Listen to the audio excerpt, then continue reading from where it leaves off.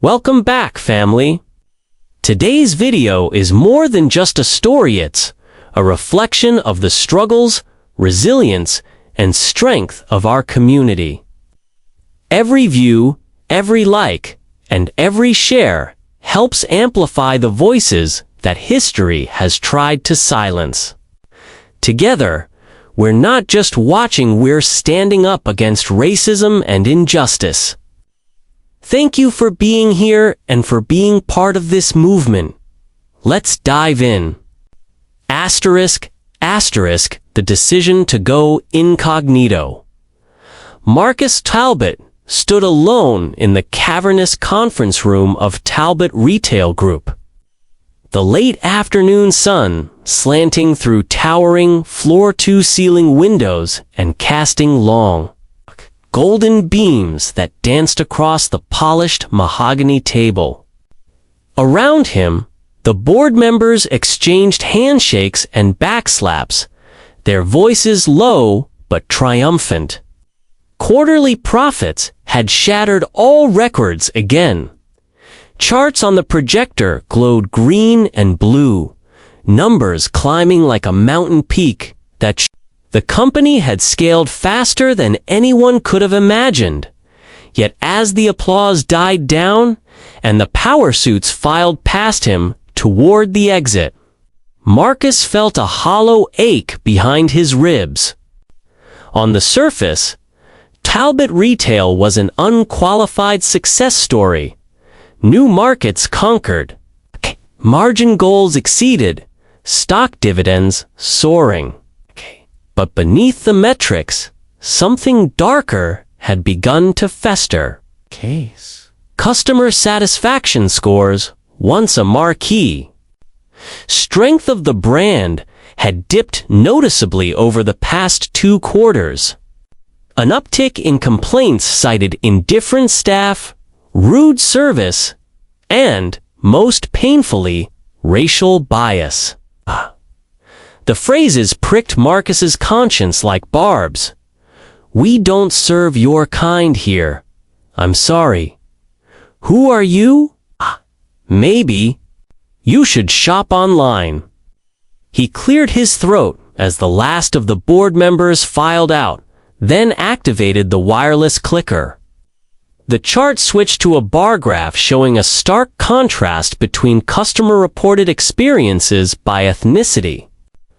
The red bar indicating negative experiences among black customers towered higher than any other. Everyone.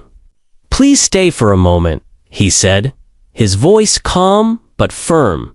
Few heads turned, surprise flickering in their eyes. "Before we congratulate ourselves on these profits, I need to call attention to an issue that's been escalating beneath the surface." He toggled to the survey comments page. "This is not just a few disgruntled customers. This is a systemic problem. And as CEO, I intend to find out why." Silence blanketed the room. Marcus let the tension build for a heartbeat longer before dismissing everyone. He gathered his briefcase, squared his shoulders, and exited through the same door he'd watched them leave. In the parking lot, cool autumn air wrapped around him, carrying the distant hum of the city.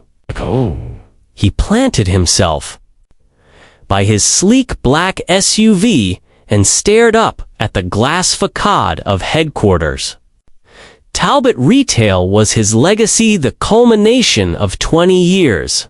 Spent climbing retail's ladder from stockroom boy to boardroom president. And yet, here he was, confronted with the possibility that prejudice, not profit, had quietly taken root. Among the very employees he'd mentored, the drive home was a blur of taillights and highway rumble. At his suburban Chicago residence, he poured himself a neat scotch, the amber liquid catching the lamplight like liquid gold. He sank into the leather armchair beside his bookshelf, where framed diplomas and family photos served as silent witnesses. One photograph, in particular, held his gaze, a teenage Marcus clad in a thrift store tie, grinning wide beside his first boss, a stern but kindly store manager named Ruth Chapman. She'd taught him the value of service, of dignity, of meeting every customer, no matter their background, with a welcoming smile. Ruth's lessons had guided him through every challenge. And now, decades later, he feared those values had been eclipsed by apathy or worse. He opened his laptop and accessed the detailed customer feedback files. Line after line of hurtful comments scrolled by. Yet Marcus sensed these complaints went deeper than individual bad actors. If there was one rude cashier, it was an anomaly. But multiple incidents across different stores that pointed to a cultural lapse bias ingrained so subtly that it had become acceptable. And so, the CEO's mind churned. How to diagnose it? How to root it out? Then, an idea surfaced. He recalled reading about high-profile executives who'd gone undercover, shedding their titles and badges to become mystery shoppers. They'd learned truths no board reports could reveal, whispered insults, discriminatory refusals, silent, poor treatment. It was radical and risky. But if he wanted unvarnished insight, it was his best option. Marcus leaned back. The risk was clear. If word got out that the CEO was masquerading as a customer, the media circus would be relentless. Employees would feel betrayed, trust could fracture. But doing nothing would leave the company's soul at stake. He drew in a steady breath and made his decision. Tomorrow, he would go incognito. He drafted an email to his executive assistant, but paused. He didn't want to risk leaks. Instead, he scribbled a note on a post-it. Undercover visit, no alerts. Trust security for follow-up. He tucked it into his suit pocket. Then he called a trusted member of his security detail, Coach Davis, and left a voicemail. Coach, I need surveillance cameras installed discreetly at the Michigan Avenue flagship immediately. I'll call you tomorrow morning. He ended the call before curiosity could unravel his plan. That night, Marcus lay awake, eyes open in the darkness, listening to the soft creak of his hardwood floors settling and the distant hum of the washer in the basement. He pictured himself navigating the store as just another shopper. Unnoticed, unremarkable, no CO aura to command automatic service. He rehearsed a casual demeanor, relaxed posture, confident but unassuming. He'd wear jeans, a simple sweater, sneakers, no watch flaunting a gold face, no cufflinks glittering with initials. Just the Marcus Talbot who first stepped onto a store floor with sweaty palms and big dreams. A single thought pulsed in his mind. Empathy before profits, before performance, before prestige. Empathy for every customer who walked through Talbot's doors. If he could reignite that empathy in his staff by shining a light on their behavior, perhaps the company could mend its course. As dawn approached, Marcus finally drifted into a light sleep. The alarm on his phone chimed at 6 a.m. It's gentle, tone a reminder that the day he set out to confront hidden prejudice had come at last. He sat up, swung his legs over the side of the bed, and placed a hand over his heart. Today, he would walk into his own store and recognize an unannounced and discover whether Talbot Retail still stood for the values he cherished. And if not, he would be the one to steer it back. Because for Marcus Talbot, a promise was more than a pledge on paper. It was a bond of trust that he would serve every person without exception, with respect and dignity. With that resolve, he rose and began preparing for a morning that would change everything. Cold shoulders and hidden cameras. Marcus Talbot woke just before dawn the next morning, his mind already racing with the details of his undercover plan. He dressed quickly in unassuming thrift store chinos and a neutral charcoal sweater, nothing to hint at his executive status. He swapped his polished leather shoes for scuffed sneakers and exchanged his luxury watch for a simple digital wristband. Finally, he pulled a knit beanie low over his head, partly concealing his smooth scalp and trimmed beard. Checking his reflection in the mirror, he felt like a stranger to himself, precisely the point. He slipped into the back seat of his black SUV, where Coach Davis and two members of the security team waited. The darkened vehicle was equipped with monitors showing live feeds from the hidden cameras installed just hours earlier at the flagship store on Michigan Avenue. Marcus gave a curt nod. "Let's make sure all cameras are online." Within moments, the drivers confirmed crisp images of the main entrance, the cashier stations, the customer service desk, and several aisles. Marcus felt a thrill was undetectable, he thought. Now I will see the truth. The SUV rolled to a stop 2 blocks away from the store. Coach Davis killed the engine, and Marcus slipped out, blending into a mid-morning crowd along the bustling city sidewalk. He approached the polished glass doors, a man among many, and entered as Marlin, anything but the well-known CEO who owned this very building. A brisk gust of cool air greeted him, carrying faint scents of new merchandise and brewed coffee from the in-store cafe. He paused at the greeter's station. A young woman in a neat uniform glanced at him without offering a smile. "Can I help you?" he asked, adopting a tone of polite uncertainty. She looked up from her phone, eyebrows raised. "Aisle 3, she muttered, scarcely moving her head. He thanked her and proceeded.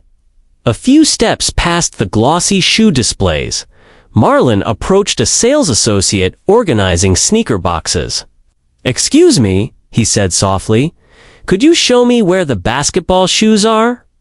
The associate, a tall man with a name tag reading Luke, looked him up and down, eyes narrowing. "Next aisle," he said curtly, before turning his attention back to the task at hand. Without waiting for Marlin to follow, Luke resumed stacking boxes, ignoring the graduate student's tentative footsteps. Moments later, a white family arrived. Luke's demeanor transformed instantly to friendly guidance. He smiled, offered suggestions, and led them through the selection with enthusiastic energy. Marlin's heart sank as he watched his own employee bend over backwards for some customers but give him someone genuinely interested in buying lonely, dismissive grunts. He recorded the exchange discreetly on his phone, Across the way, at the fitting rooms, a white teenager waited for assistance. A store clerk raced over within seconds, opening cubicle doors and offering help. Marlon approached the table of lounge, where, picking up a soft hoodie, he looked around uncertainly, then approached the clerk, a young woman named Eliza, based on her NAMA tag. "Hi, could you tell me about the material on this hoodie?" he inquired. She paused mid-conversation. With another clerk, he cleared his throat. "Excuse me?" Her expression shifted from engaged to detached. "You can read the tag," she snapped, before rolling her eyes and walking away. As she turned, she called over her shoulder to her friend. "Guess they don't teach patience in grad programs." Marlon bit back raw indignation and stored the interaction in his mind. By now, he felt the sting of repeated rebuffs. He walked toward the customer service desk, hoping for more professional treatment. The desk was run by Cynthia, a poised woman who had worked there for 3 years. According to internal directories Marcus had memorized, to his surprise, Cynthia greeted a white customer with a warm smile and a seat invitation. She chatted pleasantly. As she processed a return, Carlin waited for nearly 3 minutes before she noticed him. She glanced up, blinked, and said, "Can I help you?" in a tone that suggested he'd interrupted something better. Marlon explained. He needed assistance signing up for the loyalty program. "Just a quick registration," he added. Cynthia's brows knitted. "We don't do that here," she said, tapping her pen impatiently. "You sign up online." When he asked if she could show him where on the website to go, she shrugged and turned back to her screen. Marlon nodded, faking understanding, but felt the heat of humiliation climb his neck. Moments later, he watched her cheerfully walk another customer, this one white through every step of the online registration on the desktop terminal right beside him. His undercover persona began to waver. He could almost sense the heat of his true identity beneath the beanie. But he forced himself to stay in character. If he revealed who he really was, this exercise would be exposed and everyone would retreat behind rehearsed politeness. He pressed on in the electronics section. Marlon asked a clerk about the store's returns policy on Bluetooth headphones. The clerk, a lanky guy named Jared, glanced at him briefly before sighing and wandering off. Marlon followed him for a moment, hoping for a complete answer, but Jared disappeared into a cluster of white customers. From a distance, Marlon saw Jared demonstrate features of a set to them with full attention. Another nurse of discrimination moment, feeling spent. Marlon drifted toward the store's cafe corner, where baristas in branded aprons whipped up lattes and espressos. A white businessman leaned against the counter, tasting a free sample of a caramel macchiato. When Marlon stepped forward and said, "Could I have a small sample, please?"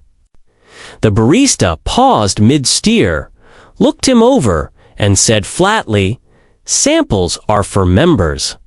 Marlon's voice held a pinch of frustration as he replied, "I'd like to become a member. Could you tell me how?" The barista's expression hardened. "Not my department," she said, and turned away. Meanwhile, the businessman received not only a second sample, but a complimentary biscotti. with conversation about new store promotions. Enough was enough. He tapped his smartwatch, silently triggering Coach Davis's earpiece. "Coach, I'd like to wrap this up." Moments later, the team sprang into action. Security monitors zoomed in on him as he walked toward the exit. He gave a casual nod to the cameras, knowing they were watching, and stepped outside.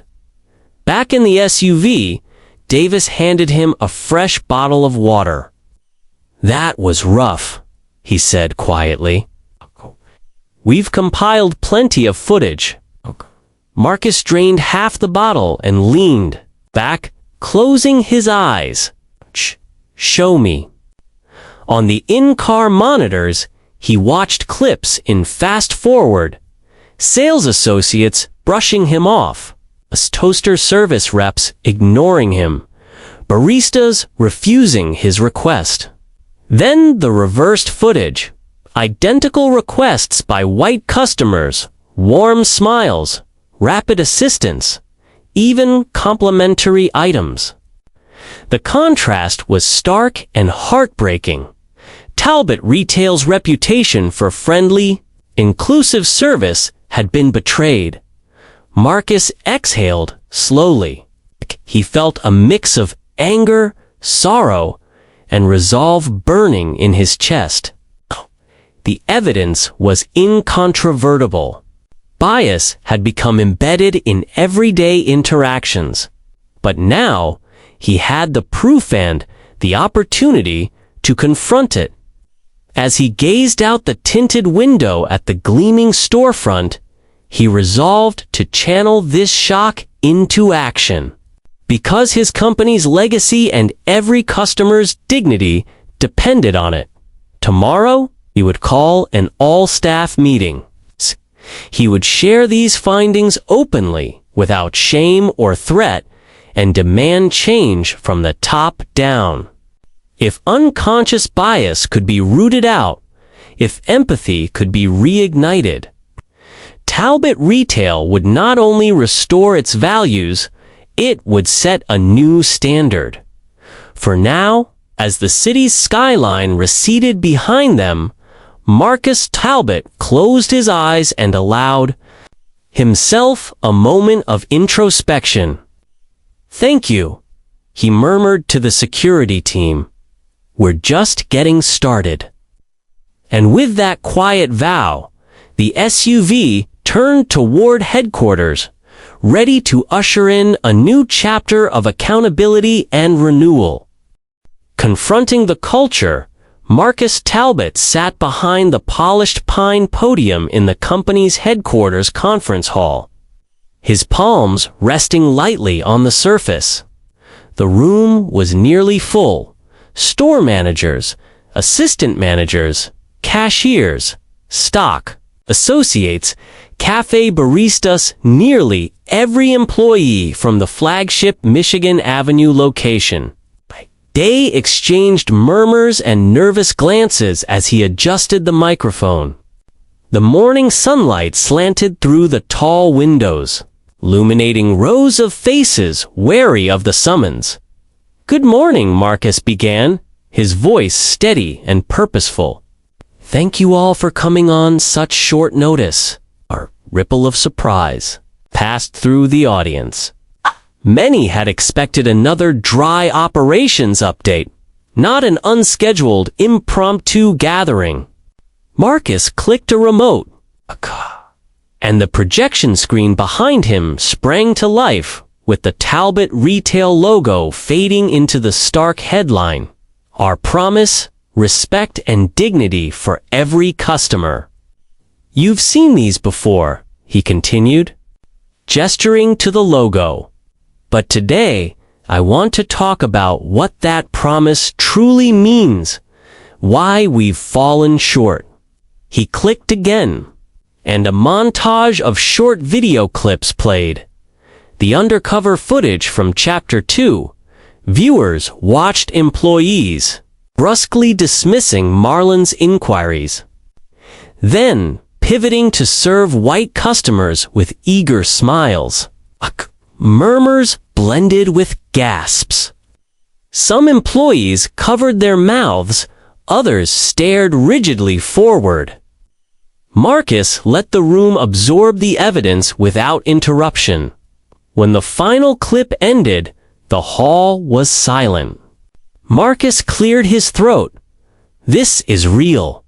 This is our company. And this is unacceptable. His tone remained calm, but a quiet intensity rippled through the audience. We train every new hire on our service values. We monitor performance metrics daily.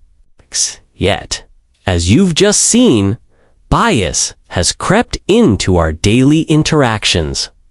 That bias hurts our customers, damages our reputation, and betrays the very ethos that built this company. He stepped away from the podium and walked among the first rows.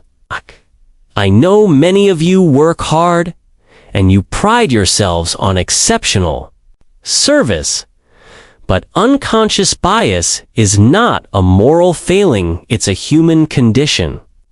It lurks beneath our awareness, shaping our judgments without our realizing it. And that's precisely why we must confront it head-on. Returning to the podium, Marcus introduced the next speaker, Dr. Elena Rodriguez, a leading expert in organizational behavior and implicit bias training. When Dr. Rodriguez took the stage, her presence was calm and authoritative. Over the next hour, she guided the staff through a structured program, defining implicit bias, sharing real-world examples, and illustrating how assumptions about customers, appearances, or accents could influence service quality. One exercise had participants partner up and role-play interactions with customers of varying backgrounds. When a white manager paired with a black cashier, each saw firsthand how body language and tone changed depending on the customer's race. As employees navigated scripted scenarios, helping an elderly black couple return a gift, or assisting a Latino mother shopping for school clothes, many realized they'd unconsciously offered faster, warmer service to some customers over others. Staff members scribbled notes, their brows furrowed in concentration. At one table, a cashier, whose brusqueness had been particularly glaring on camera, apologized quietly to a fellow participant after role-playing a dismissive attitude. Cynthia, the customer service rep, listened intently as a trainee recounted feeling belittled when she'd ignored his question in the store. Gradually, the room hummed with thoughtful conversation rather than defensive silence. After the role-play, Dr. Rodriguez facilitated a bias audit discussion. She invited volunteers to share moments when they realized they'd misjudged a customer. Voices rose hesitantly at first. I assumed the elderly gentleman needed help because he was slow, but he knew exactly what he wanted. I overlooked a young black teen's request because I thought he was just browsing and he was ready to buy. Each confession elicited nods of recognition. Marcus observed from the side, his heart swelling with cautious optimism. This wasn't about shaming or punishment. It was about awareness and growth.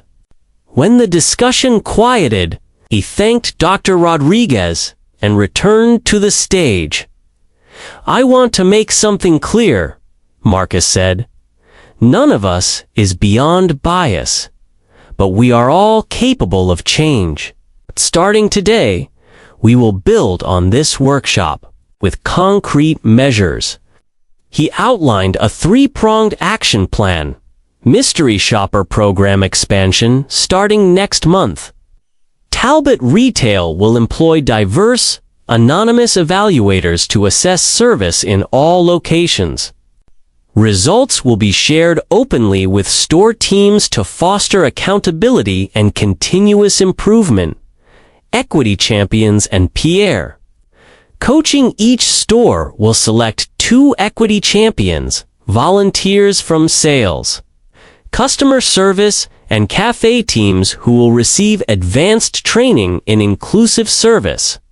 These champions will mentor peers, observe interactions, and offer real-time feedback. Monthly voice of the customer forums quarterly.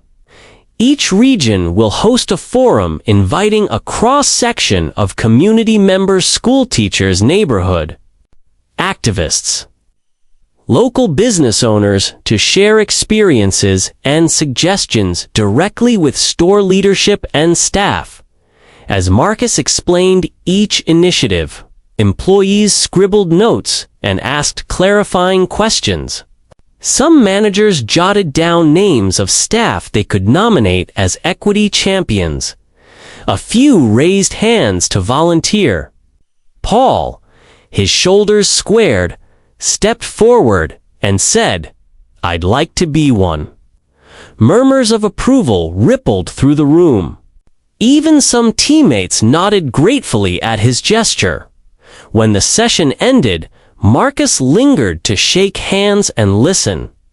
He spoke privately with store managers about logistics and with cashiers about their experiences.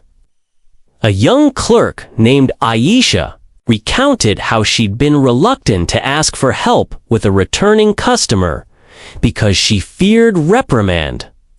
Marcus assured her that the new program was designed to encourage questions and collaboration, not punishment. By midday, the conference hall emptied, but clusters of conversation spilled into the corridors. Employees who had once feared this discussion now marched toward change with determined steps. As Marcus walked out alongside his executive team, he felt a tangible shift in atmosphere, one of shared purpose rather than looming reproach. Back in his office that afternoon, Marcus reviewed the workshop feedback forms. Comments ranged from eye-opening to "I'm committed to doing better" to "thank you for caring." He drafted a memo to all employees, summarizing the day's events and reminding staff of upcoming deadlines. Nominations for equity champions by Friday. Mystery shopper recruitment next week. Kay's first community forum in 6 weeks. He sent the memo with a sense of satisfaction tempered by resolve. The real work lay ahead, translating training into practice, sustaining momentum, and ensuring the culture truly transformed. Bias wouldn't vanish overnight. But this chapter marked the turning point, a moment when Talbot Retail refused to accept the status quo, and instead chose the harder path of introspection and action. As evening fell over Chicago, Marcus gazed out of his office window at the city lights below. He thought of Ruth Chapman, his first mentor, and how she'd taught him that service was not merely a transaction, but a covenant of respect. Now, he felt proud that he'd held his own company accountable to that covenant. Tomorrow, he would visit the store again and announced to measure the first stirrings of change. And in the weeks to come, he would watch that change take root and grow, one respectful interaction at a time. From policy to practice, the Monday after the bias awareness workshop dawned crisp and clear over Chicago, as if the city itself had turned a new page. Marcus Talbot arrived at the Michigan Avenue flagship store before opening, dressed in a crisp, button-down and dark jeans, professional, yet unassuming. He paused beneath the sleek Talbot retail sign, inhaling deeply, and stepped inside just as the doors slid open. Gone was the nervous energy of last week's undercover visit. Today, the atmosphere felt charged with possibility. He passed the customer service desk, where Cynthia now stood in a smart new blazer. She offered him a genuine smile. "Good morning, Mr. Talbot," she said, tapping a tablet. "Mystery shopper reports have started coming in." Marcus nodded. "Show me." On the tablet, he saw 4 entries from last week's visits, ratings of greeting, attentiveness, product knowledge, and overall respect. Scores for all customers, Black, White, Asian, Latino clustered uniformly between 9 and 10 out of 10. Comments praised associates.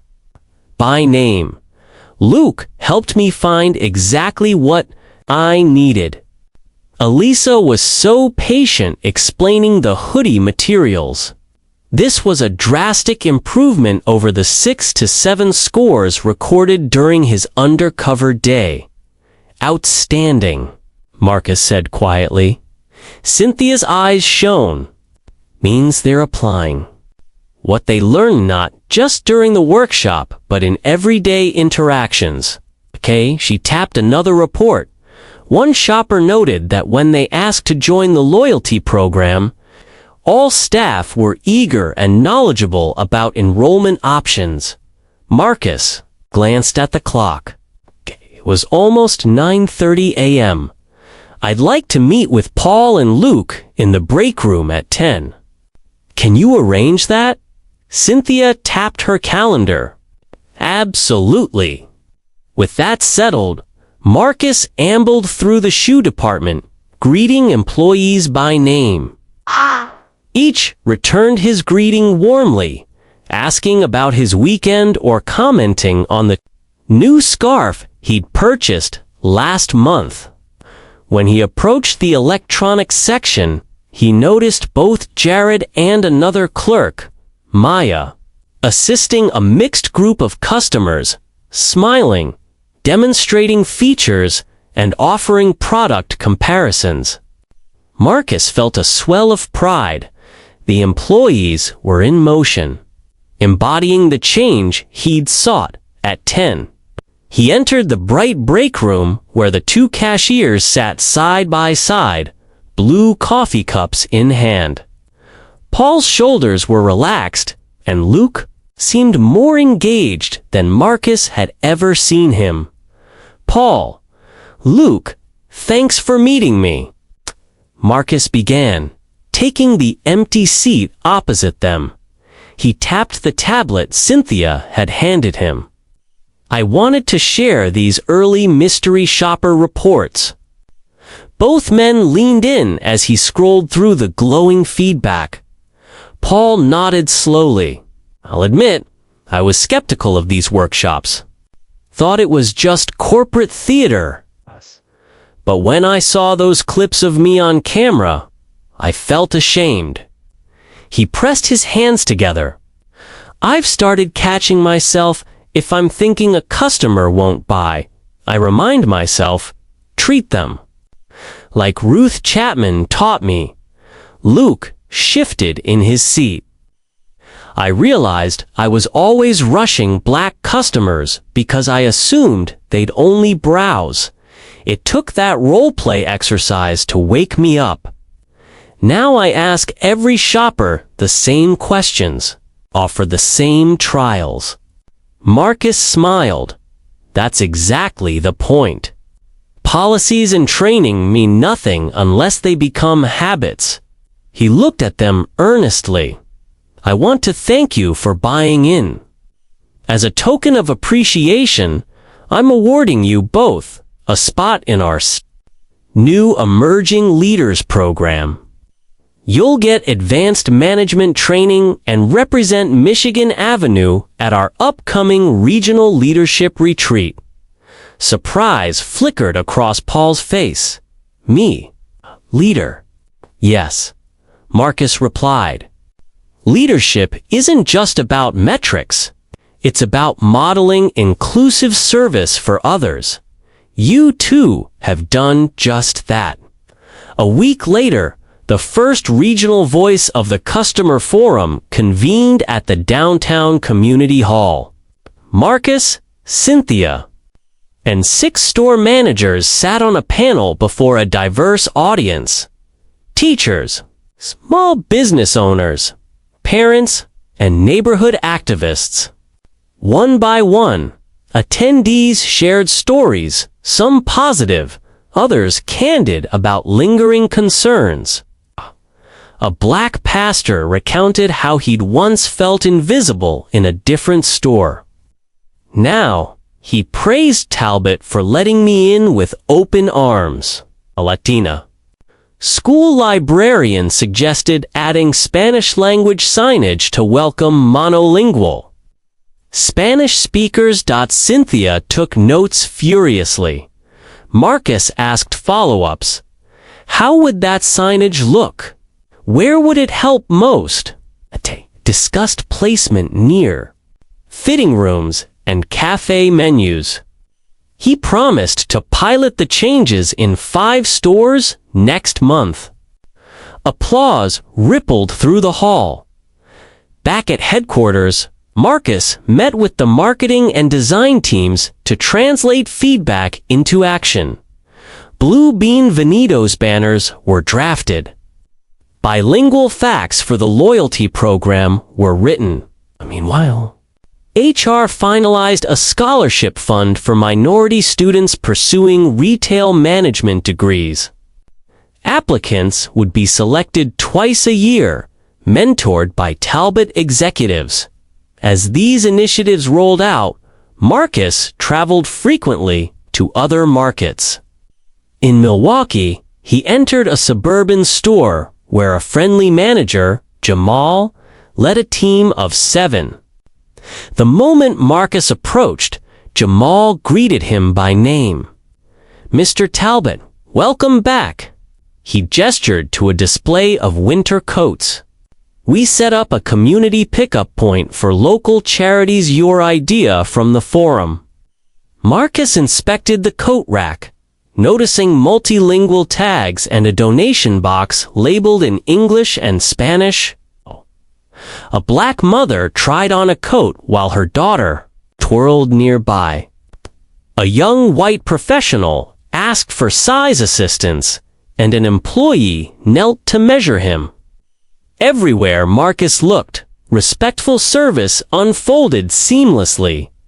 Later, Jamal took him to the back office.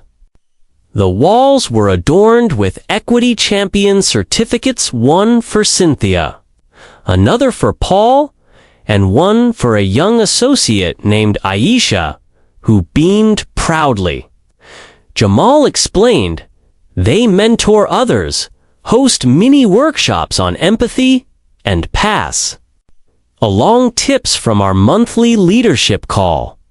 Marcus paced between them. This is exactly how policy becomes practice through empowered employees. He nodded at the certificates. Thank you for investing in them. But not every trip went so smoothly. In Dallas, Marcus observed a store where service had slipped. A male clerk, unmoved by training, brushed off a middle-aged black couple's request for help. Their patience wore thin. They left empty-handed. Marcus met privately with the store manager, a woman named Heather. He shared mysterious shopper reports showing a 7.2 rating for inclusivity. Heather's eyes glistened. I didn't realize. Marcus leaned forward. Awareness is good, but we need accountability. I'm assigning your equity champions to partner with another high-performing store for peer coaching. You'll host them twice a month to exchange best practices. Heather exhaled. I'll make sure it happens. By the end of the quarter. Talbot Retail's customer satisfaction scores had normalized across all demographics. Minority customers reported feeling genuinely welcomed. White customers continued to enjoy the same high service standards. Press outlets began calling Talbot Gets Feed Retail the gold standard in inclusive retail. But Marcus knew the real victory lay not in headlines, but in countless small encounters, a clerk patiently walking a customer through a loyalty sign-up, a barista offering latte samples without hesitation, a sales associate greeting each shopper with equal warmth. One Friday evening, back at the flagship store, Marcus walked through the silent aisles after closing time with Cynthia and Coach Davis. I'm proud of what we've accomplished, he said, voice low. But we can't let complacency creep in. Cynthia nodded. That's why we have quarterly refreshers and ongoing mystery shopper reviews. Coach Davis tapped his tablet. And next week, corporate is sponsoring a community block party outside. Live music. Local vendors, you'll be out there too. Marcus grinned. I wouldn't miss it for the world. Soft glow of the store's exit sign, reflecting on how far they'd come since that first undercover visit. Policies and training had laid the foundation. But it was the unwavering commitment of employees like Paul, Luke, Cynthia, and Jamal that had turned intention into reality. As he stepped out into the cool evening air, he felt confident that Talbot Retail's promise of respect and dignity was no longer just words on a placket, was woven into the very fabric of every interaction, every aisle, every handshake. And that was just the beginning. Long-term transformation over the next several months. Talbot Retail Group underwent a transformation that reached far beyond polished training manuals and one-off workshops. Under Marcus Talbot's leadership, the company wove inclusivity into every thread of its operations, from hiring pipelines to store layouts, from product assortments to community outreach. Chapter 5 of this journey was about embedding the lessons of bias awareness and cultural respect into the organization's DNA, ensuring that every employee, not just a select few, understood, embraced, and championed the promise of dignity. For all customers, by early fall, the Mystery Shopper program had expanded to all 10 flagship stores across the Midwest. Each location received quarterly reports showing not just aggregate scores, but specific feedback on individual associates' interactions. Instead of being used as punitive measures, these reports became catalysts for peer learning managers. Organized success huddles every Monday, where teams discussed anonymized commendations and opportunities for improvement. One week, a report highlighted how associate Aisha had gone out of her way to fetch a size 15 sneaker for a gentleman who spoke limited English, using translation apps and hand gestures with equal warmth. The next week, the team brainstormed ways to incorporate more language-flexible signage and digital tools into the shopping experience. Meanwhile, The Equity Champions program blossomed into a nationwide network of informal coaches. Champions met monthly in virtual coffee chats facilitated by Cynthia Now, Director of Customer Experience, and guest speakers from human resources, marketing, and local community organizations. These sessions were not dry lectures, but interactive forums where frontline employees shared anecdotes, posed challenges, and co-created solutions. For instance, during one chat, an associate named Javier in Denver described how wearing a hijab sometimes drew undue attention from curious customers. The group role-played conversational tactics to diffuse awkwardness and affirm the customers' comfort. The exercise concluded with Marcus personally sending Javier a note of thanks and a gift card to the store cafe. Recognizing that such small gestures reinforced the culture of mutual respect at headquarters, the people and culture team bolstered by the addition of 2 diversity and inclusions specialists retooled the hiring process.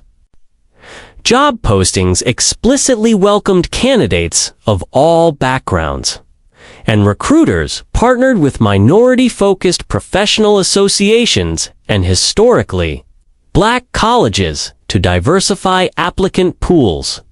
Candidate panels were structured to include equity champions who evaluated not only skill competencies, but also alignment with the company's service values. The result was a steady influx of new hires whose lived experiences enriched Talbot Retail's understanding of its customer base. On the product side, Marcus championed what he called the inclusivity audit. Store planners reviewed merchandise displays, ensuring that mannequins reflected a variety of body types, skin tones, and cultural dress styles. During a walkthrough of a Chicago location, Marcus paused at a footwear wall. "We still have only male and female sections," he noted. "Let's add a comfort and support category that transcends gender and age." The display team enthusiastically reconfigured the racks, grouping shoes by function, running, work, casual, making browsing more intuitive for all customers. A similar audit of the apparel floor led to the introduction of adaptive clothing lines designed for customers with disabilities, another step toward universal design principles. Promotional campaigns also embraced diversity. The fall catalog featured a photo spread titled "All of Us," showcasing families and individuals of different ethnicities, ages, abilities, and gender expressions wearing Talbot gear. Marcus personally approved the elastic waistband pants model selection, ensuring that plus-size models were included. Marketing metrics soon showed that engagement on social channels, likes, shares, positive comments increased by 37% year over year. More importantly, comment threads bubbled with appreciation. "I finally see clothes that look like me. Thank you for representing our community." Beyond the commercial realm, Talbot Retail deepened its ties with local communities, building on the success of the first voice of the Customer Forum. The company sponsored neighborhood block parties, health fairs, and pop-up shops in underserved areas. In Detroit, a mobile Talbot retail van stocked essential gear jackets, gloves, boots free for low-income families during winter. In partnership with a non-profit, store employees volunteered to teach basic digital literacy classes in community centers, helping older adults navigate online shopping and the loyalty program portal. These initiatives forged personal connections and demonstrated that Talbot Retail's values extended well beyond its brick-and-mortar walls. Internally, Marcus introduced an annual Diversity and Service Excellence Award presented at the company's holiday gala. Nominations poured in from every region. The first recipient was Maya, a sales associate in Seattle who had started a language buddy program in her store, pairing bilingual staff with monolingual customers to ensure seamless communication. Maya's acceptance speech broadcast, "Live to all stores," highlighted the power of empathy. When we listen, we learn. When we learn, we serve. Her words became a rallying cry, printed on posters in break rooms nationwide. Financially, Talbot Retail's inclusive strategies bore fruit. Revenues grew steadily, but more telling was the shift in customer retention. Loyalty program sign-ups climbed by 25% among minority demographics, and repeat visits by these customers outpaced the broader average.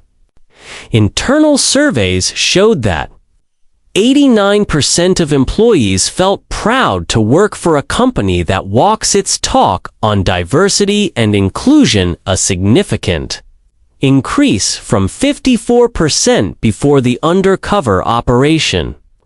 Turnover rates among frontline staff dropped by 18%, suggesting that the enriched culture not only attracted but also retained talent. Yet, for all the accolades and metrics, Marcus measured success in everyday interactions. During a visit to the flagship store one rainy afternoon, he spotted a young black mother struggling with her toddler and 3 shopping bags. A nearby associate, Carlos, immediately set down a tablet, guided the mother to a bench, and offered to hold a bag. He then walked her through the self-checkout process, explaining each step patiently. The mother's relieved smile and small nod of gratitude said more to Marcus than any quarterly report. On the same visit, he stopped by the cafe, where a white retiree received a complimentary refill when she complimented the barista's latte art. A Hispanic teen asked for vegan options. The barista named 3 choices and offered to customize a hot chocolate. These moments, simple, human, respectful, were proof that policy had become practice. As the chapter closed on long-term transformation, Marcus reflected on how far Talbot Retail had come since that first incognito visit. What began as a bold, solitary decision had sparked a company-wide movement, one sustained by policies, programs, and people committed to serving every customer with dignity. And though the work was never truly finished, the vision Marcus had dared to chase of a retail empire rooted in respect, equity, and empathy had become real. Stepping out into the evening drizzle, Marcus felt a profound sense of fulfillment. Talbot Retail had not only improved its bottom line, but had also elevated its soul. And as he walked toward home, he knew that the chapters ahead would be about nurturing that soul, ensuring it thrived for years, generations, and countless customers to come. The transformation was underway, and its impact would echo far beyond any company's walls. Reflection and renewal. A year had passed since Marcus Talbot first walked into his own store as an anonymous customer, and much had changed. Yet each time he crossed the threshold of Talbot Retail's flagship on Michigan Avenue, the familiar hum of activity felt infused with new vitality. This spring morning was no exception. Soft sunlight filtered through the grand glass facade, illuminating displays that brimmed with fresh merchandise and inclusive signage.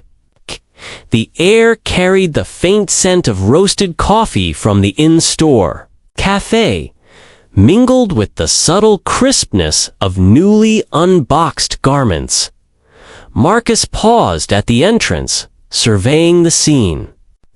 A group of teenagers, 2 black and 1 white, clustered around the accessory wall, comparing phone cases.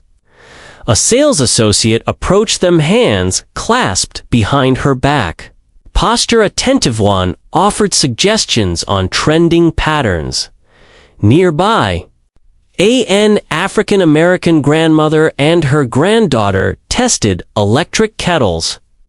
A clerk knelt beside them, demonstrating features and sharing care tips. A middle-aged white couple browsed athletic wear, and another associate shadowed them courteously, offering to locate sizes and recommend matching accessories. Each interaction unfolded with genuine warmth, professionalism, and parity in treatment. Smiling to himself, Marcus stepped forward. He passed the customer service desk, where Cynthia herself, now regional director of inclusive service, greeted him with a bright "Good morning, Mr. Talbot." She had replaced the generic acrylic sign on her desk with a plaque bearing simple dictum: "Listen, learn, serve." She tapped the corner of her tablet, and a sidebar displayed today's customer satisfaction scores. 9.8 across demographics, up from 9.2 just a month ago.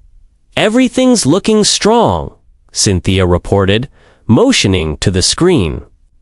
"Our mystery shoppers are noting that staff proactively offer help without being prompted. Plus, the community lounge we piloted on the second floor has hosted 4 cohorts so far: book clubs, job fairs, parent meets." Marcus nodded approvingly.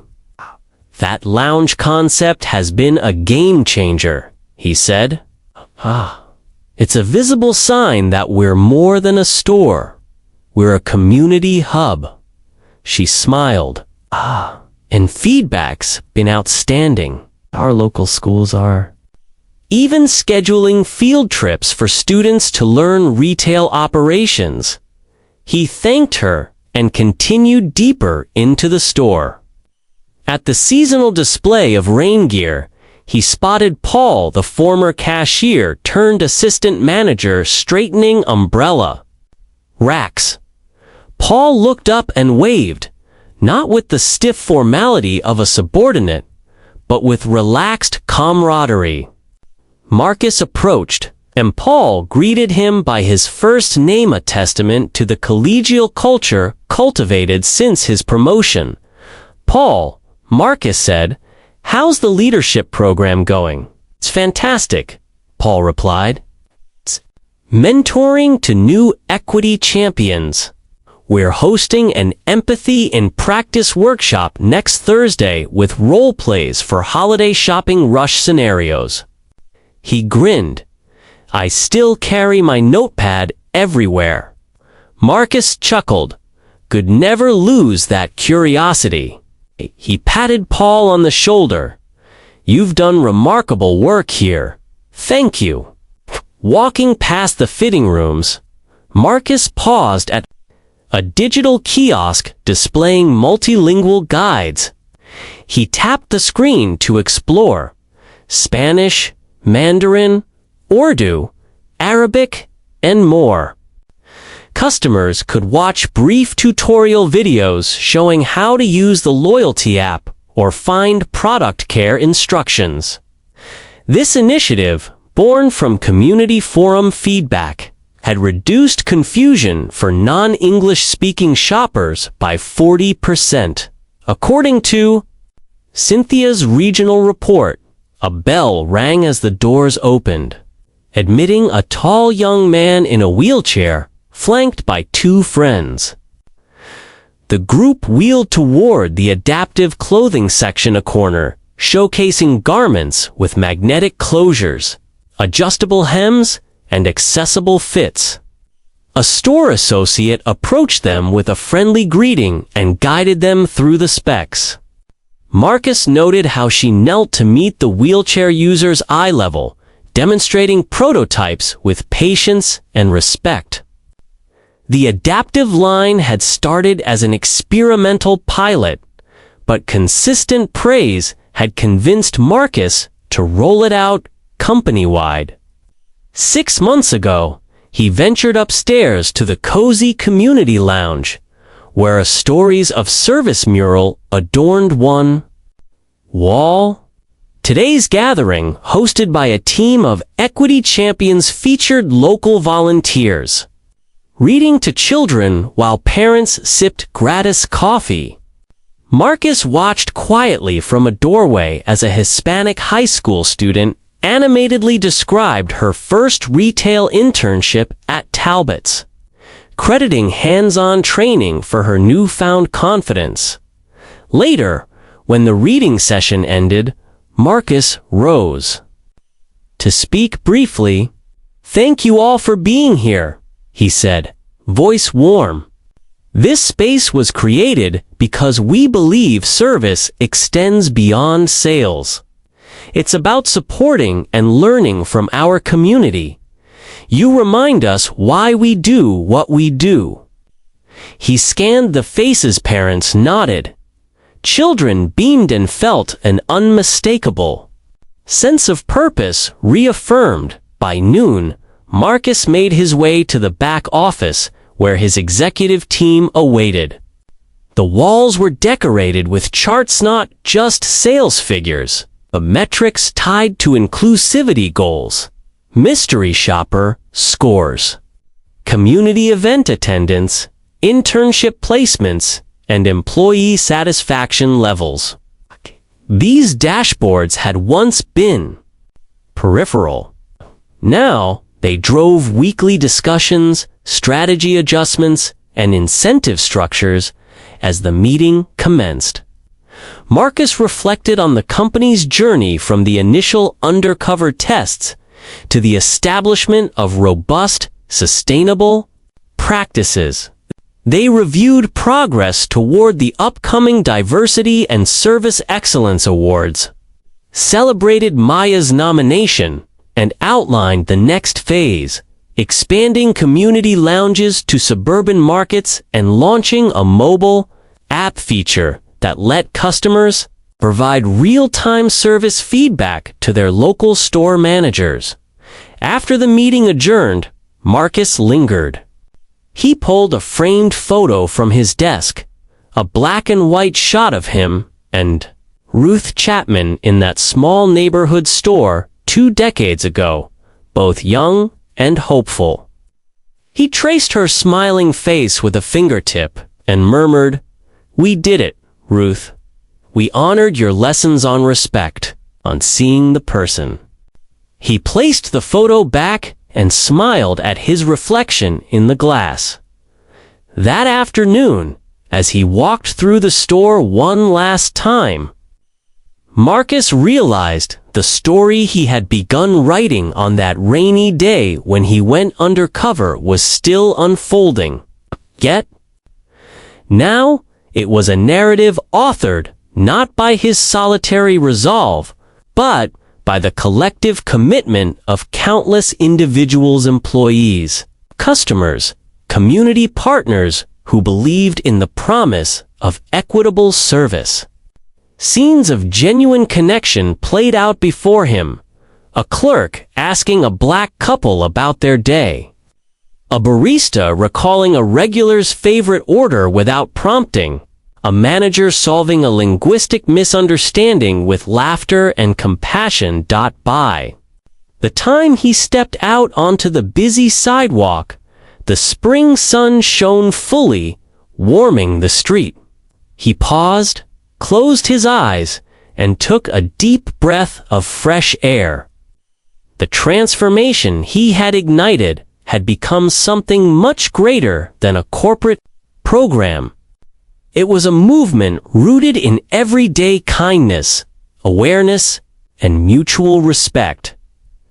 Marcus reached into his pocket and pulled out the Post-it note he had stuck there months ago. Promise, respect, and dignity for every customer.